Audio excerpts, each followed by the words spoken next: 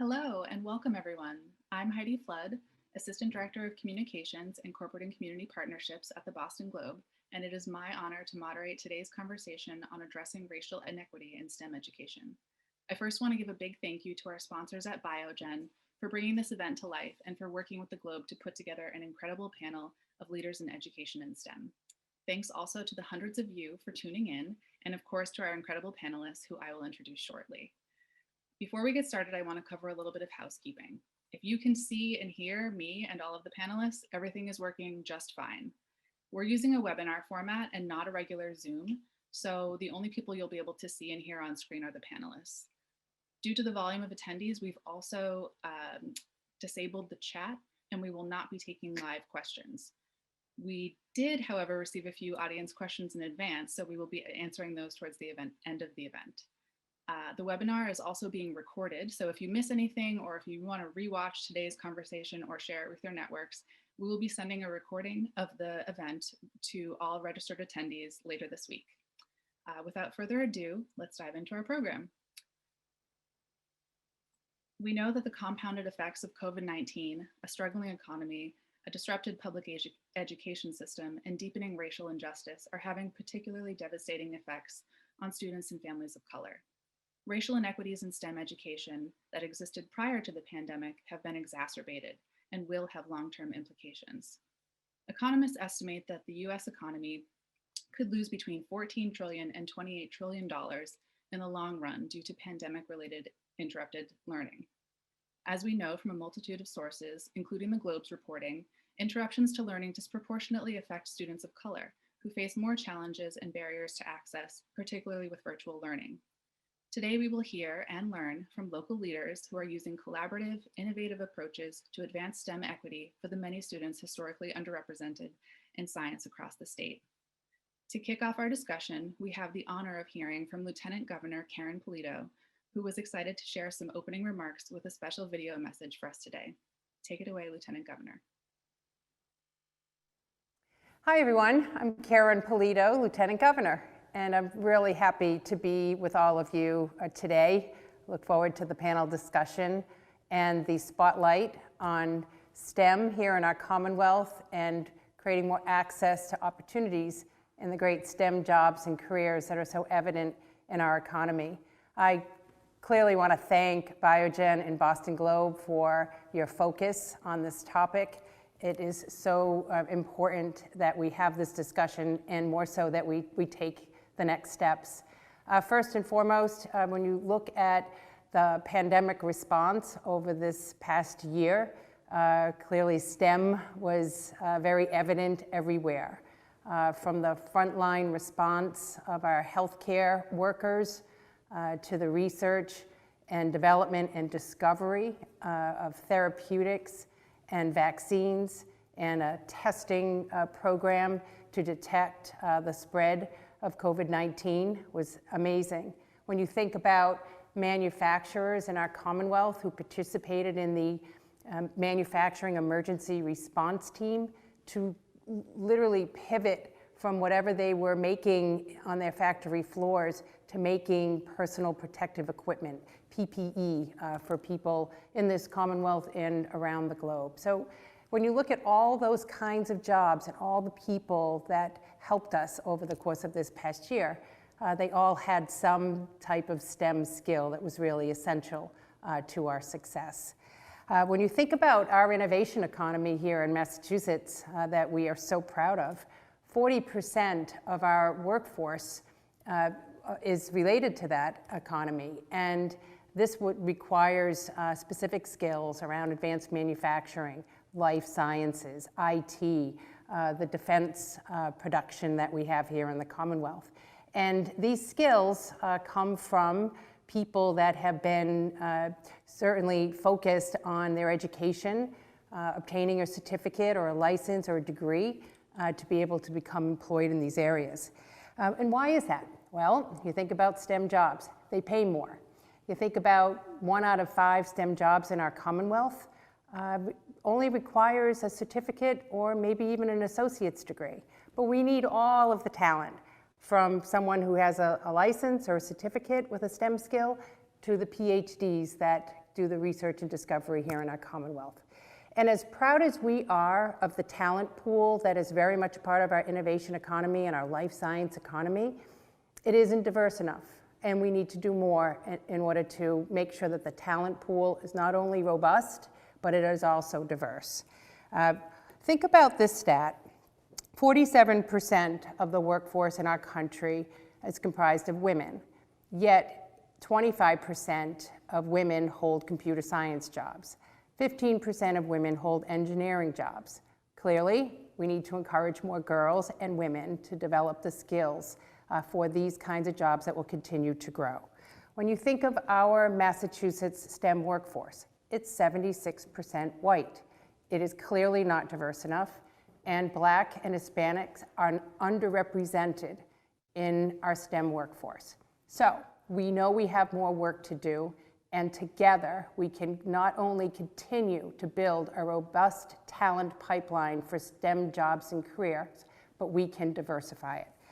So thank you for talking about this issue, identifying what the barriers are to many students to access these opportunities, and clearly by working together, we can break down these barriers and create more pathways to these great jobs that we know are continuing to grow in our Commonwealth. So let's get to work. I look forward to the panel discussion, and thank you.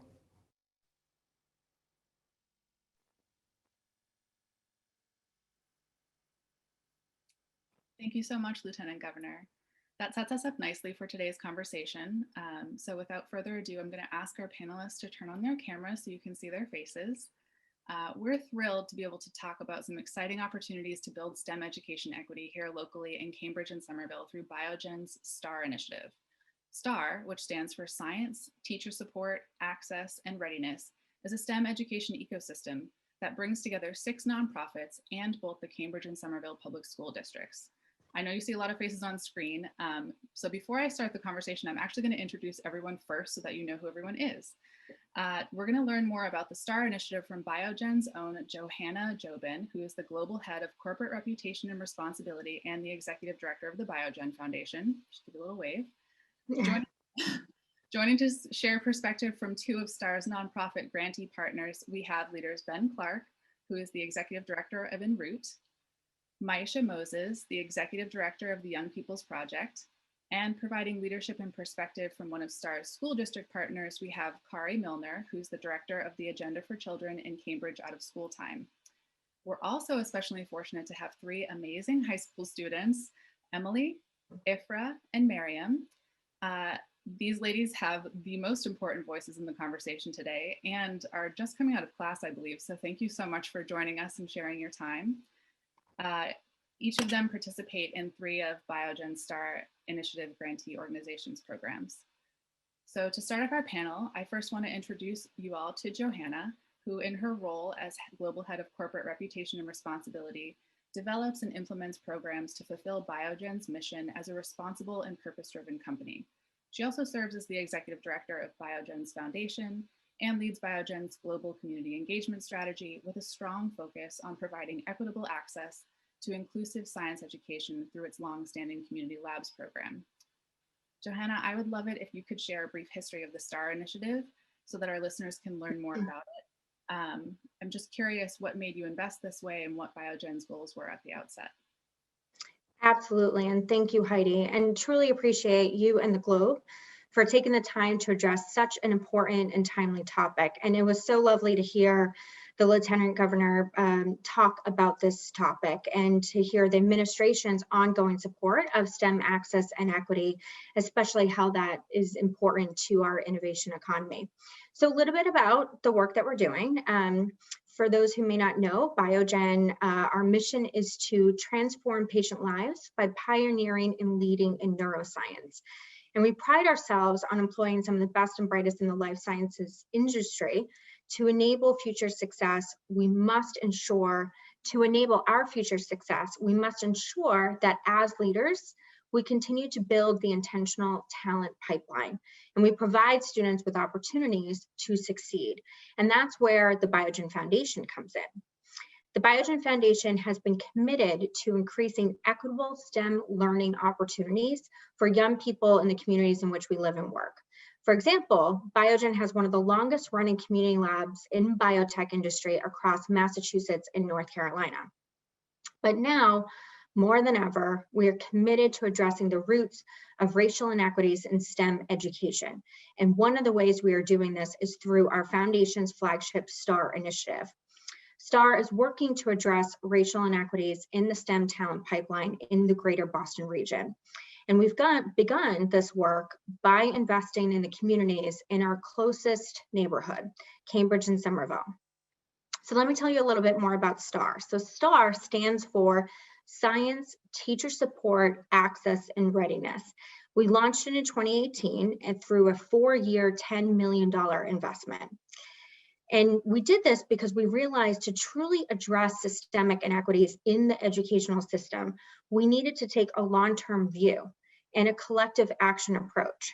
Our goal was to help strengthen and build STEM education ecosystems across Cambridge and Somerville.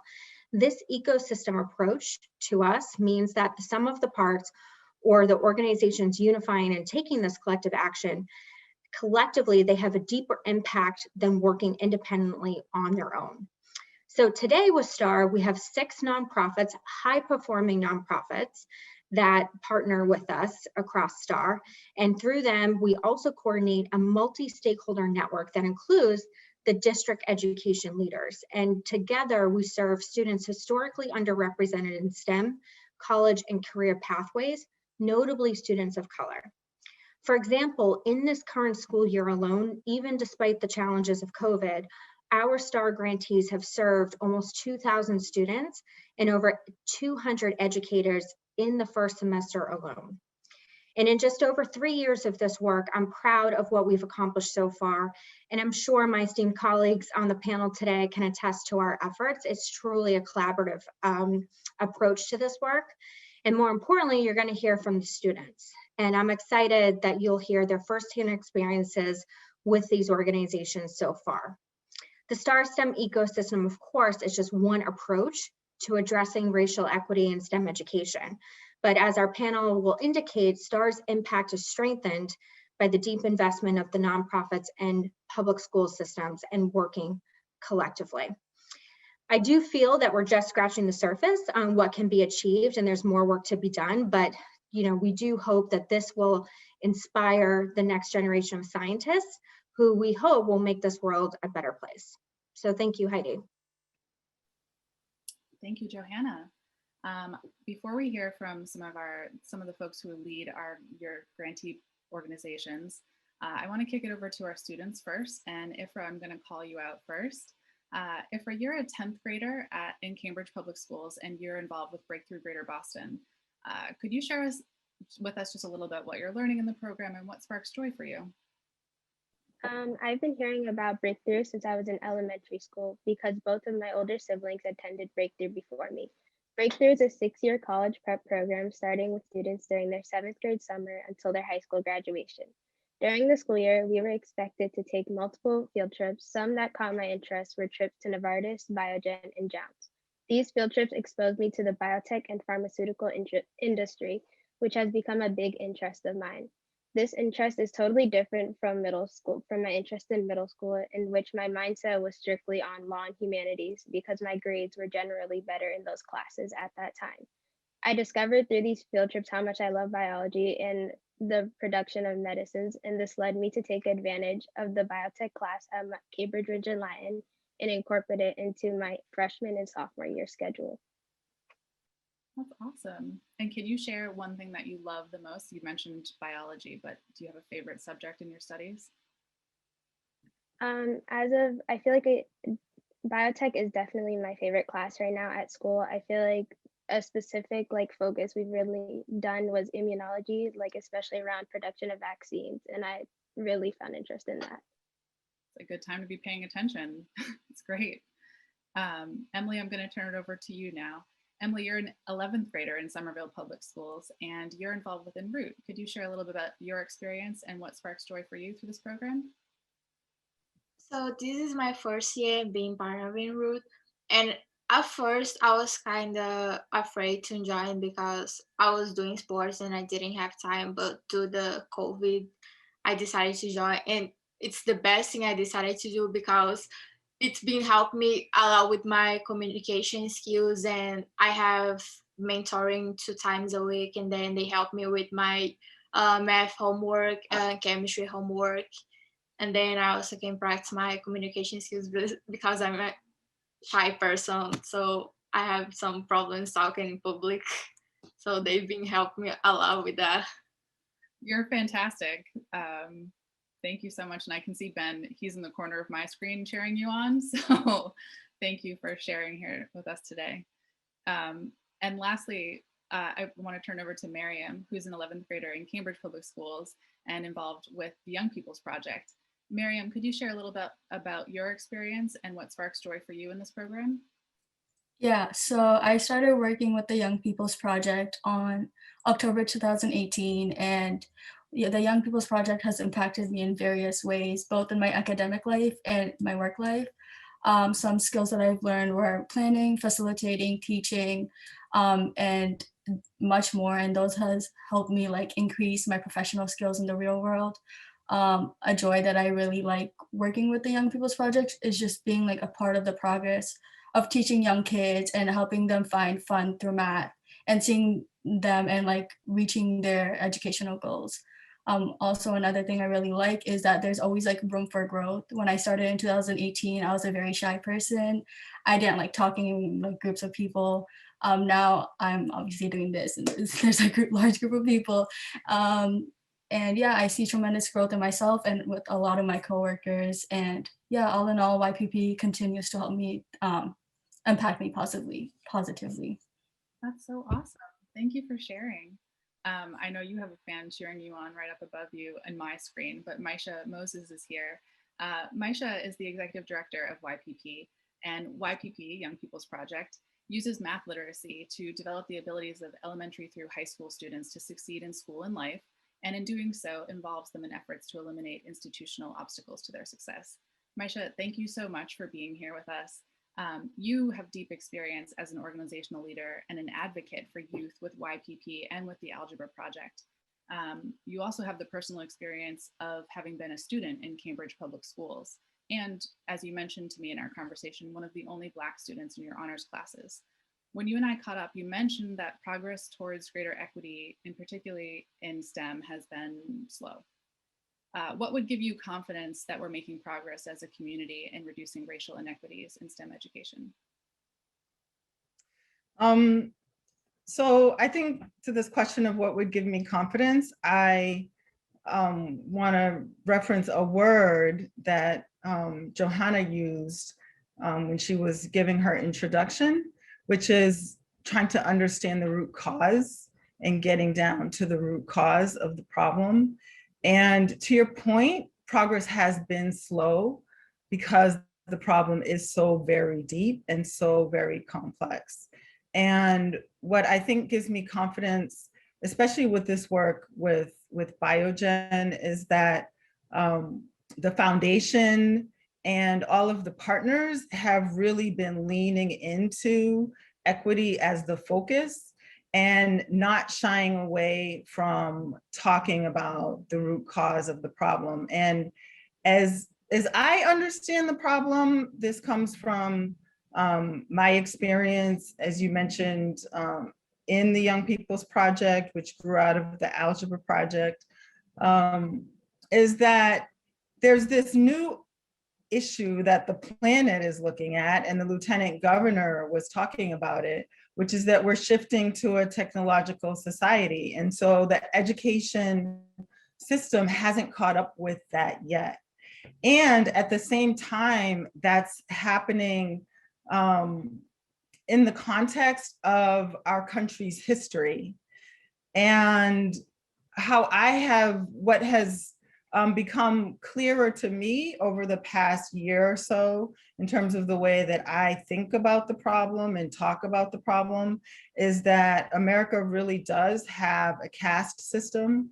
There were the laws that built the caste system to enable slavery although they've melted away, it's deep in our culture, and it manifests in our education system system, often in very subtle ways and sometimes in not so subtle ways. So it's a very, very complex problem. And just there's no way to solve it if we're not willing to lean into it and talk about it. And the STAR initiative has certainly been a place where we've been able to talk about it and really approach it, as Johanna was saying, this idea of building an ecosystem. The thing that really impressed me about the STAR initiative was their commitment to approaching the problem in this way. And as part of my work, I learned about the National Science Foundation Includes initiative, which says, really surprisingly, they started the Includes program specifically to address this issue of diversity in STEM for the country. And they said that it's an issue that is of such importance that it's of national security. It affects the country's national security. But what they said was fascinating, which was it takes alliances to look at this problem, that the problem is so deep and so complex that, just as Johanna said, right, just investing in one or two star, great organizations is not enough. And even trying to bring those organizations to scale is not enough. We need to think about the problem differently, and we need to build solutions differently. And so this initiative is doing just that by really investing in this idea of an ecosystem with organizations that are doing work in school, out of school, looking at teachers, building capacity with teachers, but also in community organizations, thinking about the transition to college, investing in students as leaders and putting them at the center and really elevating their voices and including them as equal partners, and also doing it in deep partnership with the districts. Like, all of that is really very powerful, and none of us knows how to solve this problem. But I have confidence that if we keep working together and keep trying, that we will do it. Well, that's really great to hear. On the topic of collective impact, which is something that you and I talked about, I know we'll chat with Ben and Kari too, but the STAR initiative has 6 nonprofit grantee organizations. And so do you meet frequently to kind of sync with Biogen and discuss your goals? Is that what you're talking about here?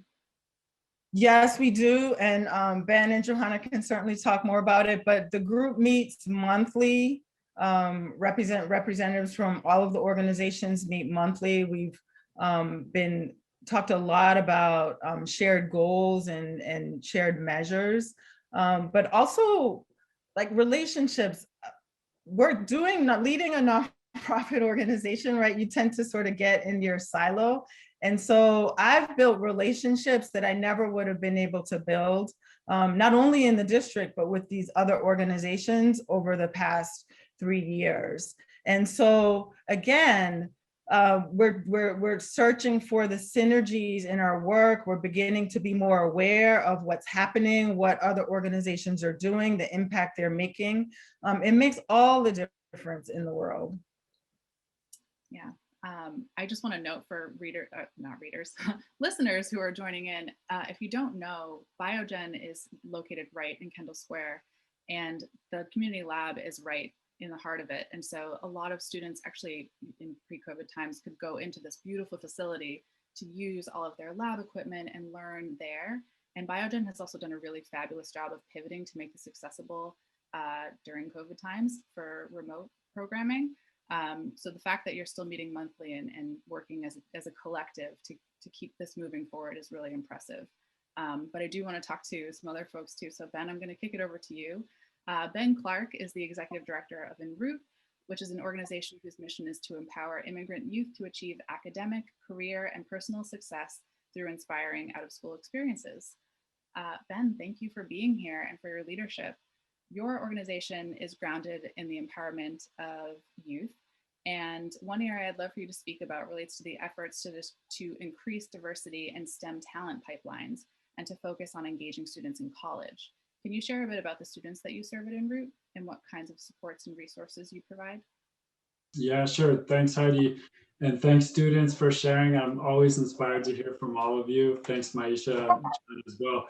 Our students moved to this country from 36 different countries, and we meet them during the very earliest phase of their journey to acquire English skills and really understand what their future looks like in this country. So um, many of our students actually have really strong backgrounds in math and science that they're unable to fully demonstrate in school, in part because of linguistic and cultural barriers. And when that starts to show up in academic performance, it has real implications for options after high school. So one of the first things that we work on explicitly throughout our time with them is helping them develop this really unshakable sense of belonging. We understand at en route that until and unless immigrant students have this really held sense of belonging in this country, a lot of the other things that need to fall into place may not quite fall into place.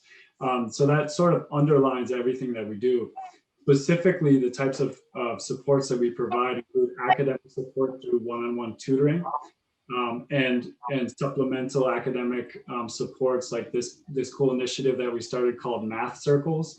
As part of the Biogen Star Initiative, we teamed up with Lesley University and Sue Cusack's team there and developed this shared learning experience where students are exploring developing an identity as a mathematician, like what reimagining their future as someone who sees math as a centerpiece of their career rather than a struggle that they have or a talent that they can't express. One-on-one mentoring throughout all the years with us, professional internships in STEM fields, career panels, company visits, college visits, all focused on expanding their understanding and appreciation of STEM pathways. And then during their junior and senior year and first 2 years after high school, consistent workshops and one-on-one coaching to help them prepare for and really succeed in pursuing whatever it is that's right for them after school. We also provide coaching throughout their time to help them make it beyond these roadblocks that can sometimes be derailing, that have to do with mental health, financial, housing instability, relationships in their family, at home, at school, etc. But I want to zoom out for just a moment and come back to some things Maisha was saying. To me, it's really exciting. I think all of us on the call appreciate the fact that there's a lot more conversation around systemic racism and other forms of systemic oppression now. However, I don't hear as much conversation around systemic approaches to address those.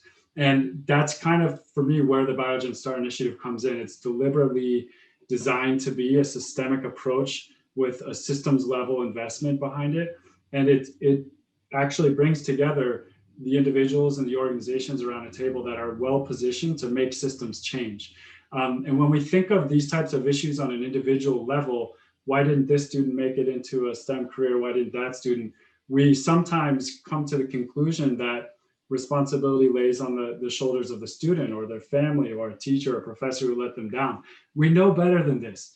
This is false logic, and it leads us to make small, sort of like static, separated investments in different initiatives instead of this type of collective action. So for me, it's really exciting to be a part of this. And I also want to encourage us to think big. Biogen is a leader in this. $10 million was a huge investment, it's groundbreaking. But I want us to think about $100 million. I want us to recognize what's possible if we had multiple organizations like Biogen putting significant resources on the table. Private sector, public sector, private foundations, individual philanthropists, right sizing the investment for this order of magnitude of issue will be what it takes to make real progress. And I'm excited to think about what's possible there. Same. And it sounds like there's a long-term investment, commitment, and collective partnership between everyone. So I'm excited to see this grow. But one other key ingredient in this partnership is this partnership with our local school districts. We have Kareem Milner here, who is the director of the Agenda for Children in Cambridge Out of School Time. And Kari, you and I had the chance to catch up last week, and you shared that, like Maisha, you were also a student in Cambridge Public Schools. Could you share how your experience has helped shape your priorities now as a leader in Cambridge schools? Absolutely, and thank you, Heidi. Thanks to all the panelists, especially the young people, for sharing your profound thoughts. As we think about the future here, a great opportunity to bring people together and to push together. With the Cambridge Public Schools, in my experiences, both in them and now as a leader at the district level, I experienced and still do experience a range of attitudes which can either support young people towards a promising future, towards a pathway that may lead them to a STEM field, an innovation economy contributor, or pathways that get shut down in front of them. And in my experience, one of the few boys of color in many of my math and upper science classes, I was pretty fortunate to have supports outside of school as well as in school. And the ones out of school, I realized in retrospect, in many ways outweighed what I had in school. And so when I came back to Cambridge after living in other parts of the country, going back to school, and started to do work, building organizations, consulting with school districts and school leaders and looking at curriculum, I realized that many of the things that informed my approaches, especially working with young people who look like me, had to do with the experiences I had outside of the classroom, beyond the school day, beyond the school year. And so it may sound like a little bit of a tricky response, but really what informs my work at CPS is what were the set of experiences I had beyond CPS.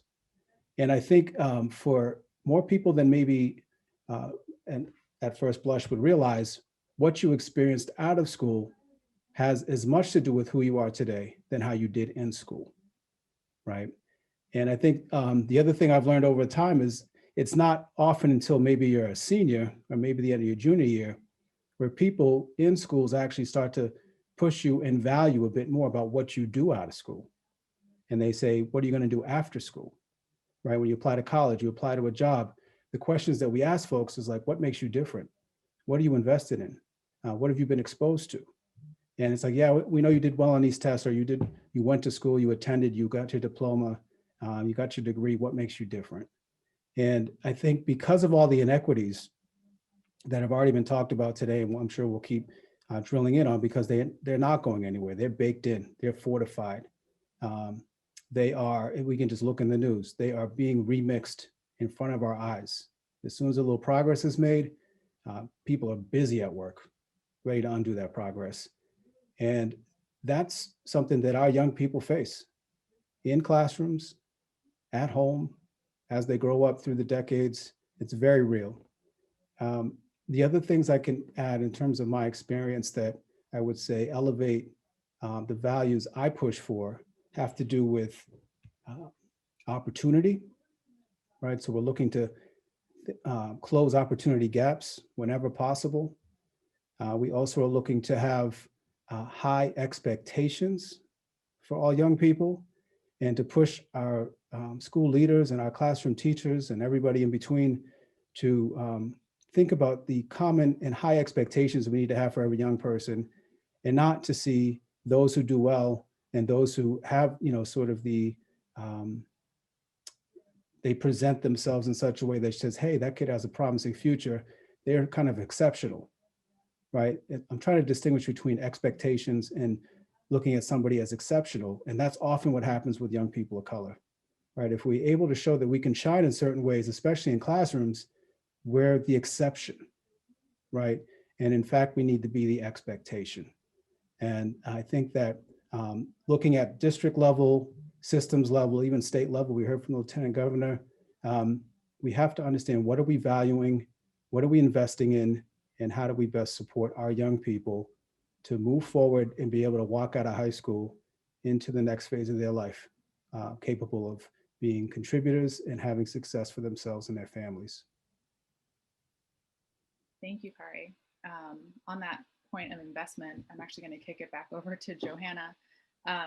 Johanna, as STAR enters its 4th year, and it's clear from hearing all the testimonies that we've heard today, what are you able to share the vision for what the next 4 years and beyond might look like as you think about scaling and expanding? Happy to, and thank you, Heidi, and thank you, Kari, as well for your insights. I mean, this just goes to show, how important this type of initiative is in helping to address some of these issues. So thank you, Heidi, for the question, because we are nearing the completion of year 3 of our initial 4-year investment that we set ourselves out to achieve back in 2018. And of course, there's no question that we want to continue STAR and continue to grow and build this ecosystem and actually have it become more ingrained into the community, into the school systems, and be more sustainable. And of course, STAR wouldn't be successful if it wasn't for all of our nonprofit partners, and Ben, Maisha, of course, the school districts led here, represented here by Kari. So STAR, like any STEM ecosystem, needs multiple types of partner to continue growing. And our hope is that over the next year, we can engage new collaborators to help with this work. This could be in the role of funding, this could be in the role of nonprofit partners. And particularly, we're looking for those organizations rooted in Kendall Square, just because we've started from the Cambridge and Somerville community. So while the Biogen Foundation was the catalyst for this work, our vision is that it becomes supported by additional organizations in the future.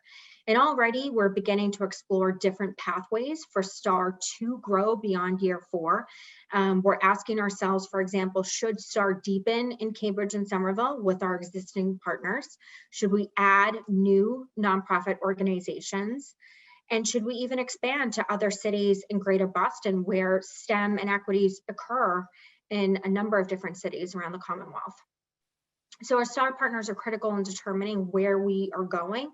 We're already doing focus groups and leading, having discussions with these leaders. And we do hope that forums like this can inspire other corporations, other nonprofits to reach out to us to discuss how we can transition STAR into a more sustainable ecosystem, serving even more students and communities. So we welcome your ideas, we welcome your partnership, and please reach out to us because we're eager to see what can the future bring with this ecosystem. Thank you. Hope everyone heard that. I know we have a lot of listeners who are leaders in their own industries, but especially in biotech, healthcare. We have a lot of teachers listening in on the call. But on that note, we did get some audience questions submitted in advance, so I want to kick it over to that right now. This is not a question, but I had to share it because Ifra, you have a fan in the questions. Someone is asking you to come teach at the Haggerty. Mrs. Russell wants you to know that she's cheering for you on this event, so shout out to her and to you. But we did get one question that I want to ask all of our students first, and the question is, are these outside of school experiences changing how you feel about school? Ifra, do you want to take that first? Yeah, I feel like it definitely did change how I feel about school because before Breakthrough, I felt like I was learning things because I had to and didn't know how they applied to the real world. And I feel like especially during high school, I acquired the skill of researching specific topics that I learned in class that interest me in like potential careers in the future that could incorporate that subject into it. Really great. Thank you. Miriam or Emily, do you want to answer that one? Has this changed the way that you feel about school? Your work with En route or with YPP? Yeah, with YPP, just like finding my voice in classrooms, raising my hand a lot more and being confident when I speak, because usually before that, I would just be sitting back and observing other students speak. And now I'm more like confident in talking and I talk way more in classes and like in breakout rooms through Zoom. I'll be like having like the icebreaker. So I'll like break the ice first and just start the conversation. I love that. And now you're speaking in front of more than 300 people. So way to go. Emily, do you want to share anything about how En route has maybe changed your perspective on classes? And do you have any advice for other students? Yeah, I feel like I'm more confident when I speak with the group in the classroom. Because at first I wasn't able to talk English because I didn't know. I just moved to the US 2 years ago, and then with En route, I have like more confidence when I talk with my group chat, and then I can share my experience as a non-English speaker fluently. So yeah. Thank you. Next, I'm going to ask an audience question and direct it first to our other panelists. I'm going to combine two questions, so bear with me. The first one is, in what ways has the pandemic exposed the ongoing inequalities in STEM education for students of color, and how has your work contributed to lessening this gap in STEM education? The second one is, what ideas do you have to go beyond simplistic actions to have meaningful systemic impact? So we're looking at what's the impact of COVID and what would you suggest to have meaningful systemic change? Maisha, do you want to kick us off? Sure. So I'll take the second one first, and use it as an opportunity to talk a little bit more about YPP. So from an organizing perspective, we take this idea that the people who are most directly affected by a problem, especially these big social problems, need to be at the center of solving the problem in order for things to change. And so in education, that's the students. And YPP's whole approach really is about creating spaces for young people, especially the young people who are in the so-called target population, who are often most at risk of not having access to STEM careers, and and the worst, not students who are performing in the lowest quartile, and in some cases are at risk of not even completing high school, or where their math is really a barrier and for them to be able to complete high school and go on to college.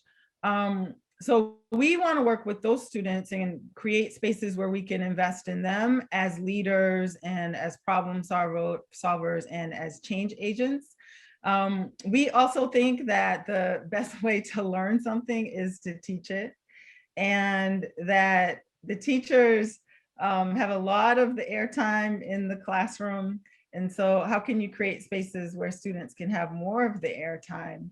And so YPP simply enables young people, we employ young people to learn bits and pieces of math well enough to teach their younger peers. And in doing so, we think that is a deep sort of root cause systemic approach to the problem. Even though it sounds pretty straightforward and simple, it's about who's doing the work, right? Who's at the center of doing the work. So that's our approach with YPP. I would say for us, when it comes to COVID and the ways in which the pandemic has sort of laid bare the ongoing inequities, I think I'm going to try to address this question from an optimistic point of view, because I think, again, the more that we're able to really hone in and focus on the problem from an equity perspective, and when things happen that function as a stimulus to enable us to focus and make a deeper commitment to the problem from an equity perspective, then to me, like, that's all good. Because as I said, this is a deep, deep problem. It's a 400-year-old problem.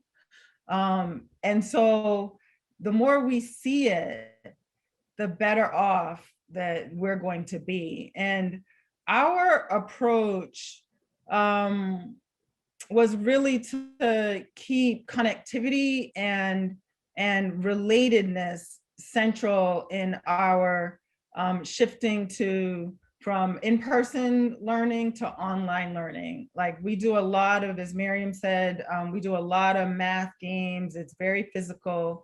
And so the high school students, the math literacy workers, Miriam's peers, spend a lot of time really thinking about how they could take those strategies that make math learning fun and enjoyable when they're together in person and shift them to an online space. And they've just done a really tremendous job with that.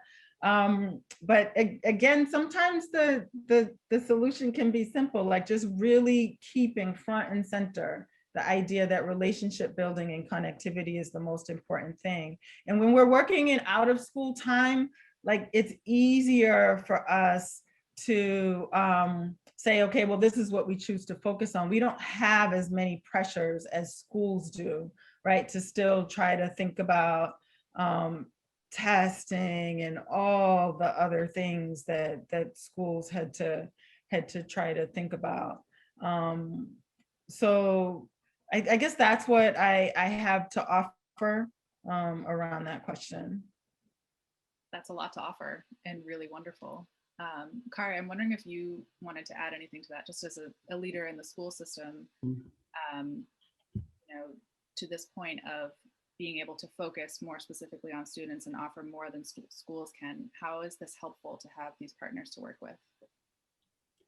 Yeah, it's hugely significant to have partners, and the idea of partnership really is rooted in relationship. And so having the pandemic hit and having to be ourselves being forced to kind of go remote, go all Zoom mode as we are today, it's, you know, these are two-dimensional relationships that you can hear, you know, you kind of see people flatly. And if you don't have an opportunity to connect and get to know and get to trust somebody, you're not really going to have a true partnership. So the pandemic, what COVID has done, I think, for a school district with respect to Biogen Star is that we were fortunate to obviously have a couple of years under our belt before this hit so that we can then continue to be productive and continue to move forward with the goals we have because we took the time to build the trusting relationships. Often when there's a funder or an initiative that is a one-off you know, funding stream or even a one-year funding stream, the impacts are minimal. And, you know, when something hits that could be, you know, shifting and devastating, things fall apart. And that particularly happens for our most vulnerable, right? In terms of like the young people who a lot of our programs and our, you know, as well as our schools really focus on supporting.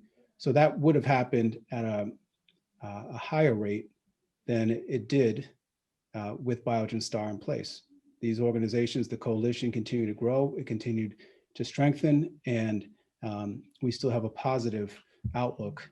That said, you know, the realistic, let me just be real. The pandemic has impacted the Black and Brown community the most. Black, Latino, folks living on other margins, folks who have been historically oppressed, like the high percentage, 80% or more, I think, of all the people who have passed, unfortunately, you know, 65 or older. The Black and Brown community, we have lower numbers in our elders. We lost a lot of our elders. And so if we're thinking about what this means for our community, I would hope that we understand even in a more, this is hard to say, but the urgency of making sure we don't lose our younger generation while we're also losing our elders is huge. And no one cares about that more than us. But if our programs, if our partners, if industry people can start to see that what we've been doing is not working and we have to disrupt and think differently, reimagine how we connect, support young people, support partnerships and coalitions, disrupt the concepts of white supremacy culture where we are elevating the concept of whiteness, sometimes white males in particular, a certain kind of way, whether we're conscious of it or not, then we are going to perpetuate the same outcomes we've seen. And after COVID, it's going to be even more devastating. And as we heard earlier, the innovation economy, and never mind any one of the firms or companies on here, you won't reach your full potential unless you have a diverse group of employees, stakeholders, contributors, leaders, and decision makers. So I put it out there in that way. And I hope that we challenge ourselves as individuals and also collectively as you go back to your teams. Thank you so much for that, Kari. Ben, I want to offer you the space to respond to just that question. Yeah, so much was said just now by Kari and Maisha, and so well put. I'll just add one additional thought on the systemic impact side. And it's just one example of the types of things that we could put forward and sort of encourage one another to do as organizations.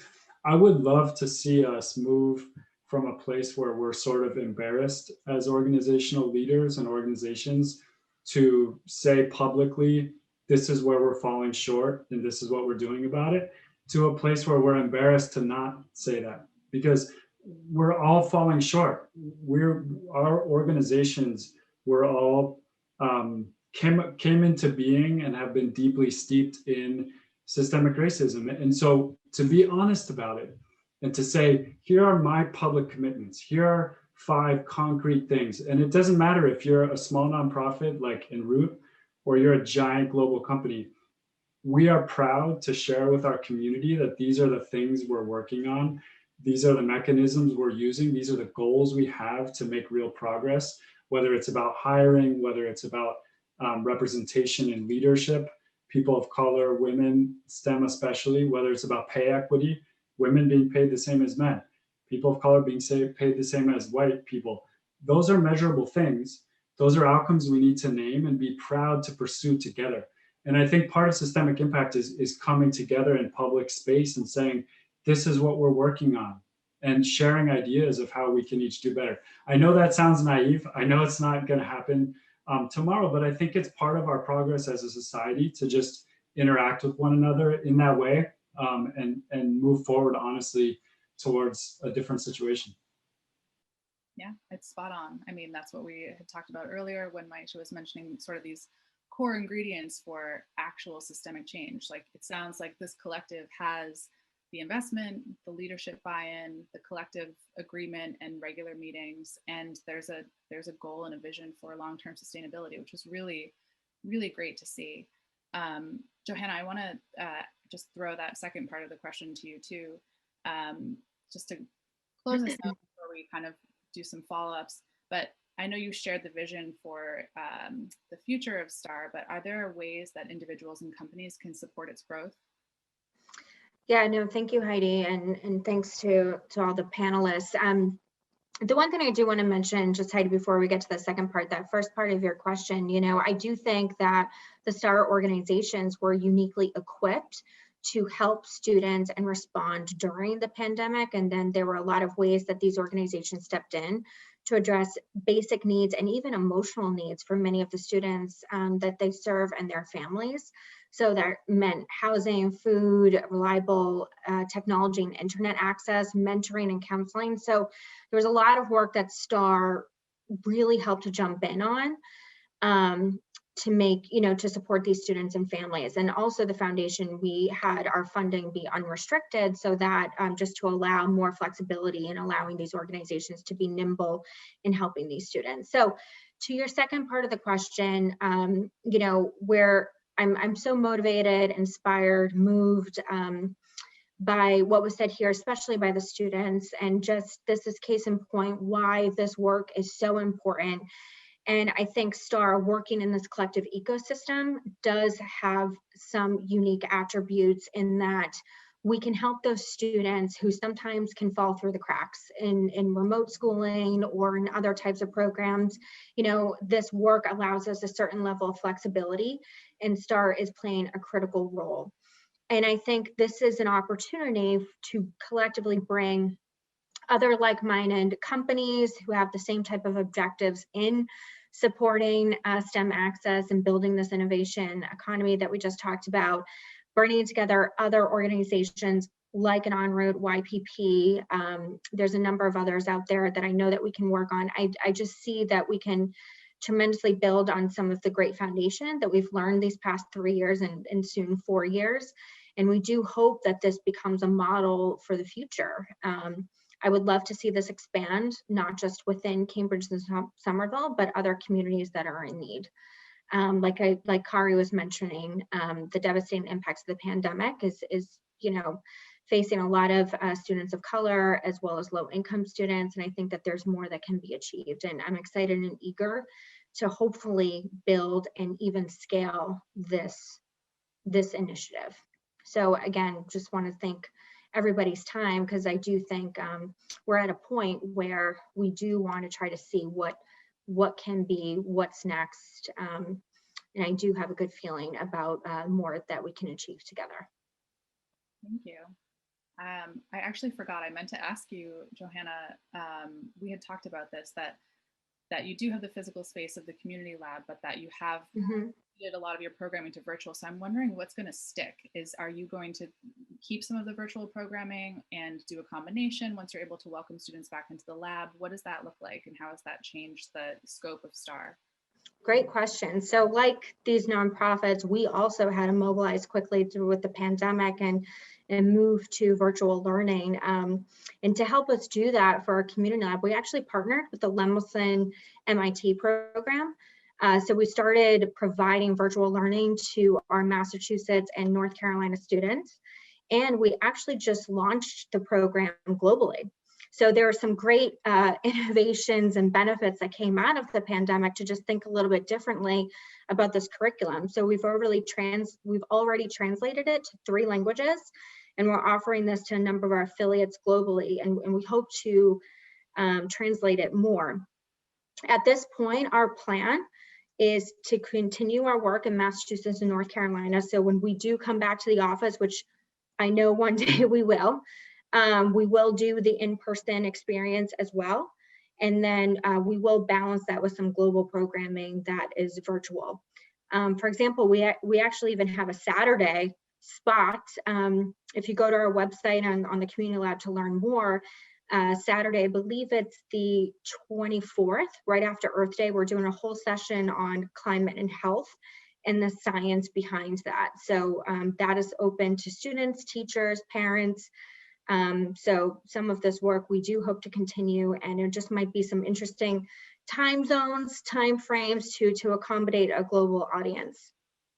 That's really exciting. That's actually one bright spot that's come out of COVID, is that things can actually be more accessible on a broader scale. I'm really glad to hear that. I just want to take our last 2 minutes. If anyone has any final thoughts, I actually want to ask our students if there's one thing that you want the audience today to take away from this conversation. What's the most important thing you want people to know? Ifra, I'll start with you. I think it's really important that students receive the opportunities like I did through Breakthrough and the STAR Initiative, because it really helped me explore STEM more, because I used to think it was honestly just simply science, technology, engineering, and math, which didn't sound exciting as much as it does now, but there's so much more beyond that. Right on. Emily, what about you? What's one takeaway you want everyone to think about?